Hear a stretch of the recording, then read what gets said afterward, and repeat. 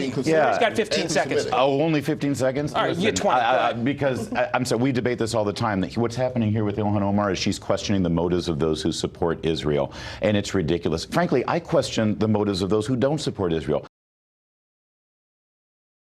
Ellison Barber at the White House. Ellison, thank you. So could yesterday perhaps be a preview to the general election of 2020? President Trump and Bernie Sanders both rallying their supporters Saturday afternoon, with the Vermont senator holding his first 2020 campaign event as the president spoke at CPAC. You can see it on the split screen. Sanders went back to his roots while telling voters why he thinks he's the best person to take on the president. My mother's dream was that someday our family would move out of that rent-controlled apartment. She died young while we still lived in that rent-controlled apartment. I know where I came from. And that is something I will never forget. And with that, we bring in our talk radio panel. Robert Patillo on the left, Larry O'Connor aptly on the right. Gentlemen, good to see you. Robert, start with this. Sanders is in good company, because it seems as though when you listen to all of these announcement speeches by Democrats, it is a recitation of how terrible and tragic their youth was and how difficult it was. Is that a selling point? Well, I think what they want to do is be able to connect with people who are actually struggling and working today in their lives. They want people to understand that I feel your pain. We know that famous Bill Clinton, I feel your pain moment, and understand that I'm not just simply, Bernie Sanders is a multimillionaire now who owns $3 million mansions. He wants people to understand that at some point in life, he was actually able to connect with them, and he wants to institute policies that will help them be able to pull out of those situations. Larry, though, the policies that a number of Democrats seem to be offering isn't about allowing for economic achievement. It's about seeming to give away free stuff. That's right. And of course, it's not free. And most of the people that they're talking to are going to be the ones who are paying for it. The voters that they need are the middle class and the upper middle class. That's where President Trump actually won the election. And it's interesting, looking at President Trump's speech at CPAC that you referred to, he's ready for Bernie. He wants Bernie. So much of his speech was about socialism, about pushing back against these socialist ideas, and connected it to, well, the successful socialism we've seen in Venezuela.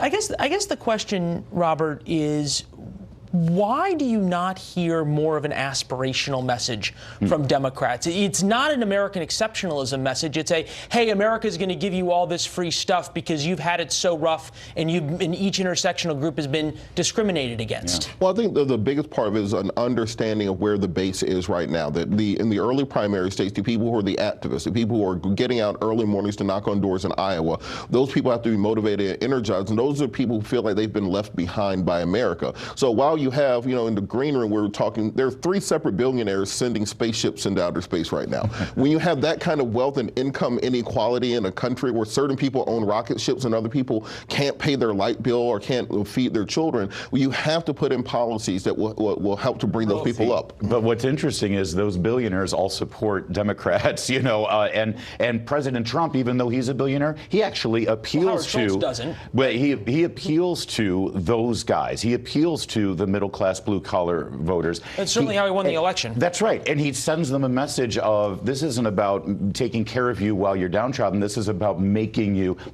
up from that. Certainly, if you listen to him at CPAC in terms of talking about where the economy is, where unemployment is. Get to this. Ilhan Omar, the congresswoman from Minnesota, she's apologized for some anti-Semitic remarks, but she seems to continue to say things that rise the ire of people who are attuned to this.